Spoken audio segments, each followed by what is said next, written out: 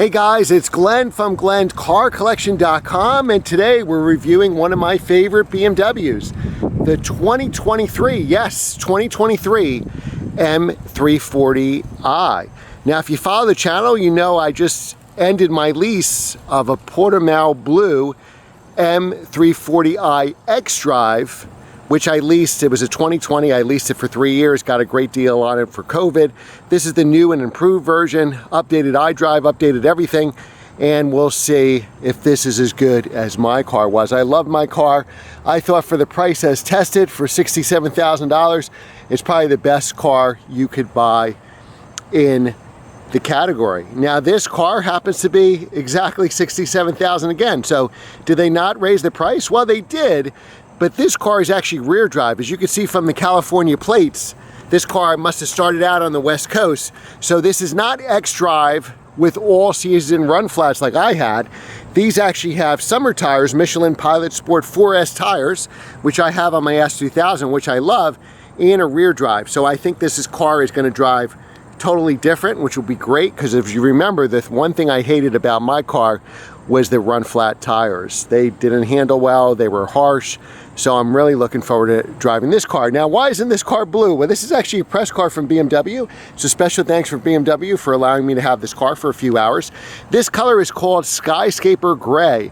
So not to be confused with some of the other grays they have there that we've done on the channel before, like the M2, but this is a really nice color, Skyscaper Gray, and wait till you see the interior. Now, because it's a 2023 model, the 24s I think are about to come out, it has the round dowel. Now on the M cars, that is free. On the M Sports like this, because this doesn't have a real M engine, you pay, I believe, $200 to get those emblems. Well worth it. I really love that emblem. When I first saw it, I wasn't crazy about it, but I really, really like it now. So let me show you the interior.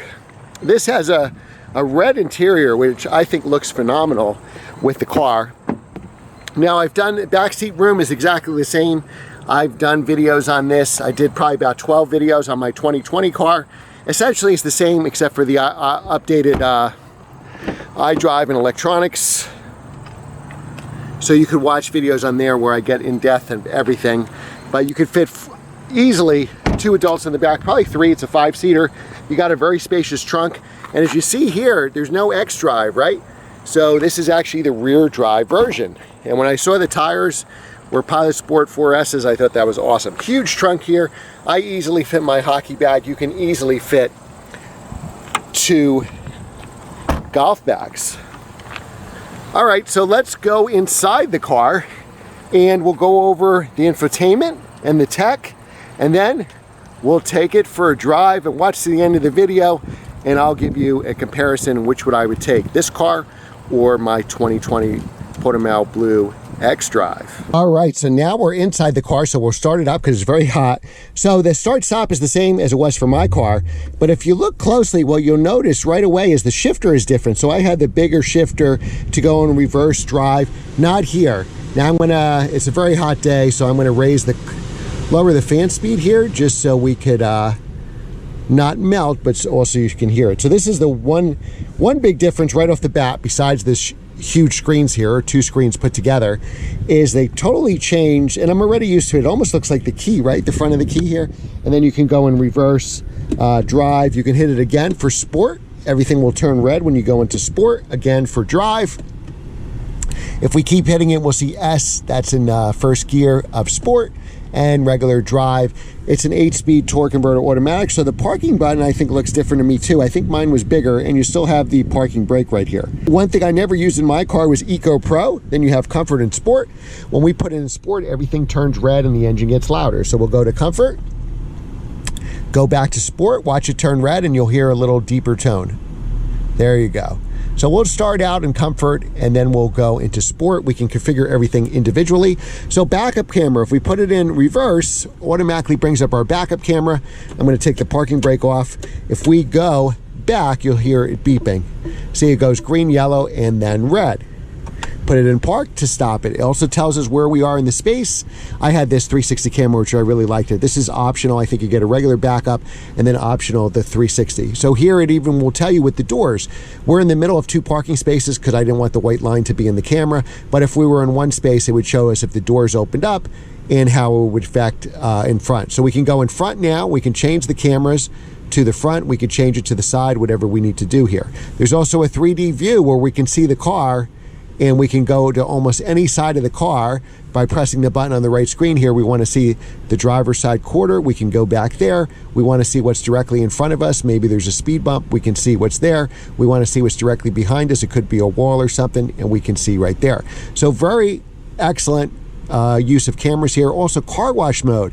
If you're not sure how to line up your car in the car wash, why would you take your car to an automatic car wash anyway? But if you did, you can line up right on the rails, no problem there. Backup assistant, I think it remembers like your last 20 seconds backing up. If you were in a tight space, say in a parking garage, and you want to get back, it also can do automatic parallel parking for you. Those are all options. You have your controls here. So this is for cruise controls. Lane assist is optional, and this is for, say, your Bluetooth. You get a call, you can make it louder or softer. Same thing with the radio. Love this interior here. I wish mine was two-tone. So mine was just the black Vanasker leather interior, which was like a $1,500 option. I believe this car has that as well, but it's two-tone, which I really, really like. The stereo system is very good. It's got the optional stereo system here. I highly recommend it. That's what I had in my car. You get some tweeters in the A-pillars here. You can play around with climate control. Now, no hard buttons here, so that's the biggest difference. You got the 2 screens, and we had the counterclockwise for us. Now you have the different screens here. If you remember, you could see my video of the M340 where you'll see those differences. I'm going to raise this just to play around with it. So no hard buttons. Before my car, the 2020 version, and this is all new for 2023. So if you like what my 2020 had, you can even get a slightly used 2022 and have all the infotainment mine did. So this doesn't give you the 8 buttons here, which was good because you can serve it for not only radio stations, but different controls and stuff like that. Now it gets a little more complicated. If you're into tech, you'll love this. If you're older and not into tech, or you're just not into tech, it may take some getting used to. So far, we've been averaging almost 34 miles to the gallon. So BMW says the average is 26 with about 31 on the highway. We've been doing that. We have the same horsepower, 382 horsepower, 369 foot-pounds of torque from an electric assist turbocharged inline 6. And you can even add a widget here. So if you want to add something like a hard button for something, something that you always use, you can certainly do that. This gives you the time, the traffic, whatever you need there. So you kind of have some buttons here, but rear defroster and front defroster, but you really have to say go into home. Let's just go home here. We can go into maps, so that gives us navigation, maps. We could find all different things. So the good news is it is a touchscreen, so I can move it around here. There's different vehicle apps you can get. If I want to go in the HVAC, there is a hard, it's not necessarily a hard button, but you could certainly press it there, and that gives you all your settings. So it's really powerful if I put in max air conditioning. But one thing to notice, I'll take it off now so it'll slow down, is you need the automatic program on. It could be confusing. It would be like auto if the air conditioning controls were down here. So you put it at 65, 70 degrees, whatever you want, and then you press auto. So without this press, see, I can put it all the way to low right now, and right now it's synchronized for both sides.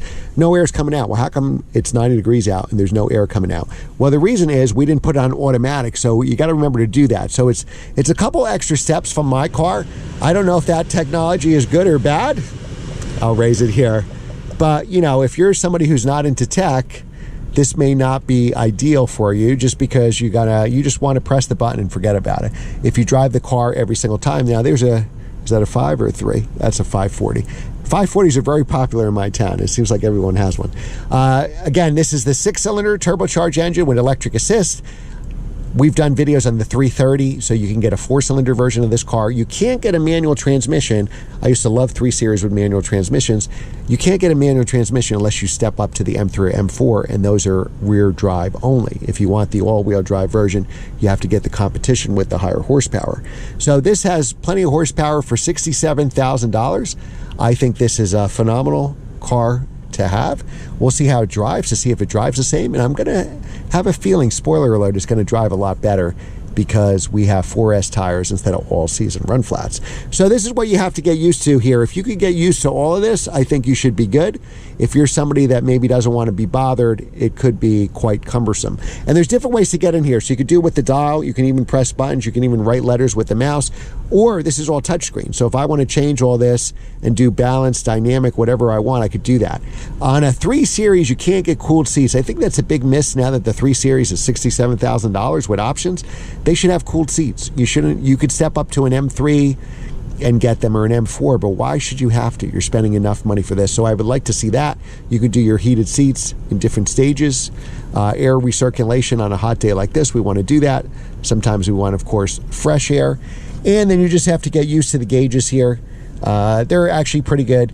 Again, it turns red, so now your significant other will know what you're doing. Sport, Sport Plus, because it tells everybody in the car that you just went into sport mode. Going into comfort mode, it shows it again, kind of calm, serene scene. And sport is red like fire, like a volcano, a thunderstorm. And so you know what you're getting yourself into. Eco Pro, I'm going to press. I've never pressed that before in my car. I'm going to have a feeling it's going to be green. So let's press Eco Pro. And it is. It's like a greenish blue, an aqua color, very calm, like the ocean or something like that. So again, let's go into comfort to start out, and let's take this for a ride. We're going to do the parking brake just like it was manual. So this would be raising it. You hear the noise there. We're going to push it down to release it just like it was old school, like we had a stick shift car. We're going to put it into drive. We'll go into sport in a second.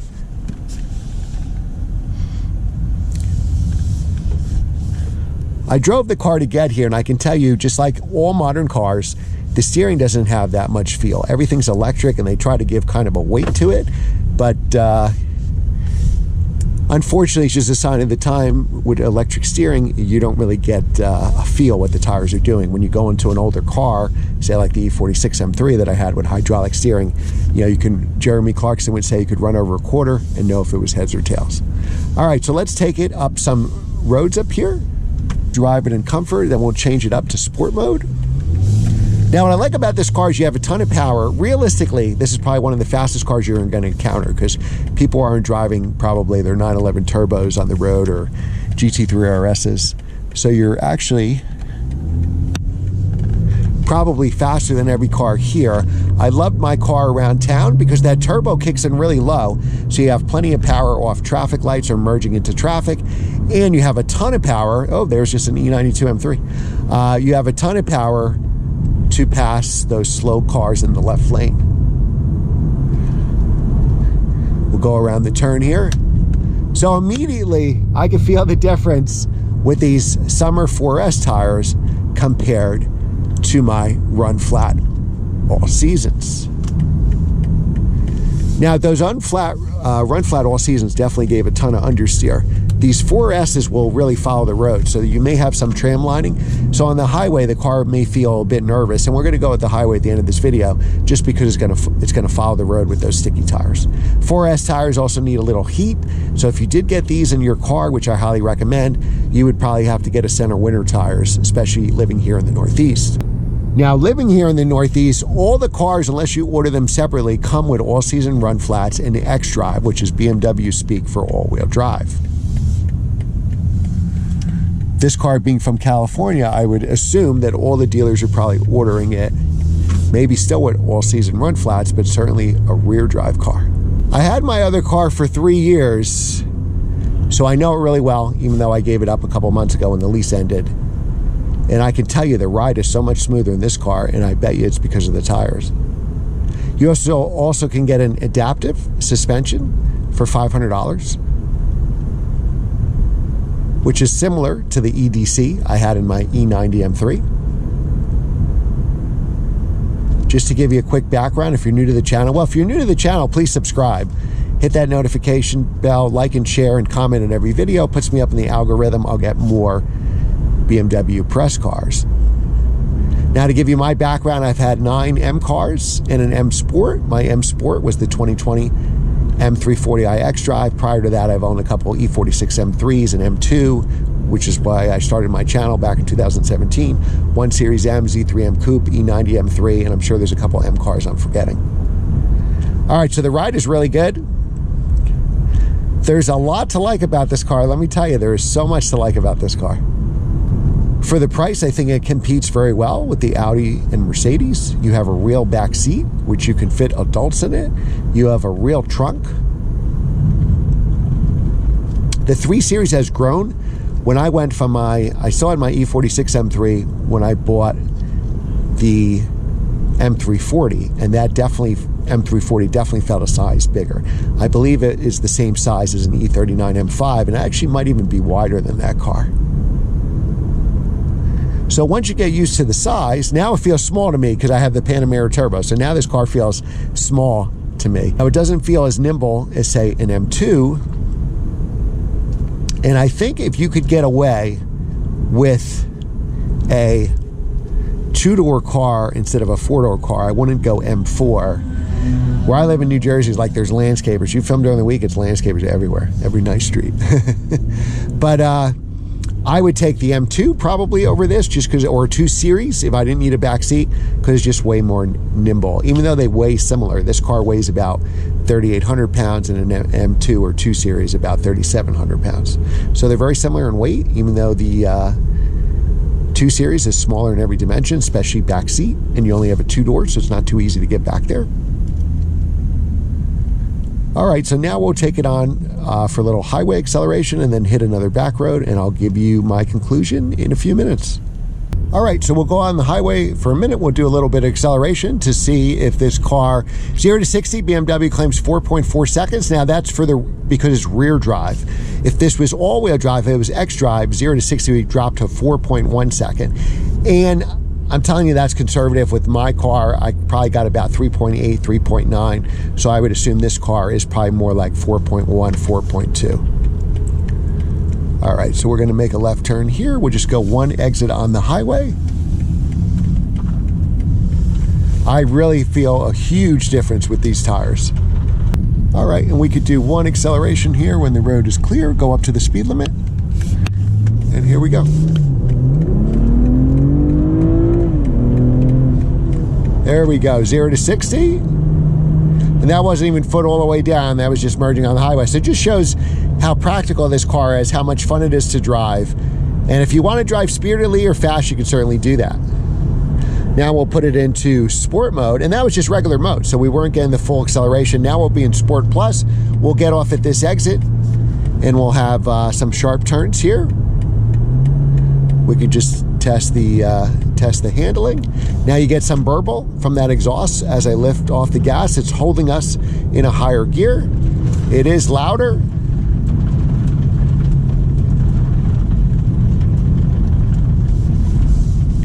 And it kind of has a Jekyll and Hyde personality, which I like. When you got the kids in the car or a family, you could drive it very conservatively and quietly when you want to take the long turn away home, when you're coming back from work and you're a little stressed out. You can certainly do some spirited back roads driving. You see, I always did driving on mine. When I was driving up in the mountains and it would be icy in the winter, I would even do it with the all-season tires, and the car handled fantastically. Now, I've autocrossed these cars through some BMW events, and if you do drive them hard, you will smell the brakes. I didn't really experience brake fade, but that was an autocross, not the track. But you could tell that the brakes were overheated. So if you're going to do track days, you're probably better stepping up to an M3 M4. I would think for regular driving, as much as I would love an M3 M4, this is probably the better car. It's smoother, gets way better gas mileage, more comfortable. It'll have easier running costs. You're not going to have the bigger brakes or tires from an M3 or M4. If you could get away with doing that, I would certainly recommend this car. I think it's a lot sportier than the C-Class. I think it's a lot sportier than the A4. I think it's a really good looking car. And if you don't want to spend $67,000, guess what? You don't have to. My car 2020 with the old infotainment, which is certainly easier to use. I'm sure a lot of people will prefer this because the tech has been upgraded. But you can get, I think my car probably was, after I traded it in and sold it, it came up at a BMW dealer for like 41. And what did I have on that car? 28,000, 30,000 miles. So you could probably maybe even get a slightly used version of this, a 2020 like mine. Who knows, maybe even 39, 40,000 here. And when you compare that to what you can have as a daily driver, all the attributes you want, comfort, fuel efficiency, performance, I think you can't beat an M340. And if you don't care so much about spirited driving, I think you could even do better if you went with the 330 with the 4-cylinder if you don't need the performance. It still has a turbo motor, so it gives you plenty of grunt around town. All right, guys, I'm going to end the video here. Special thanks to BMW for giving me this car. And like, share, and subscribe, and I'll have more videos for you soon. Thanks again for watching. Take care.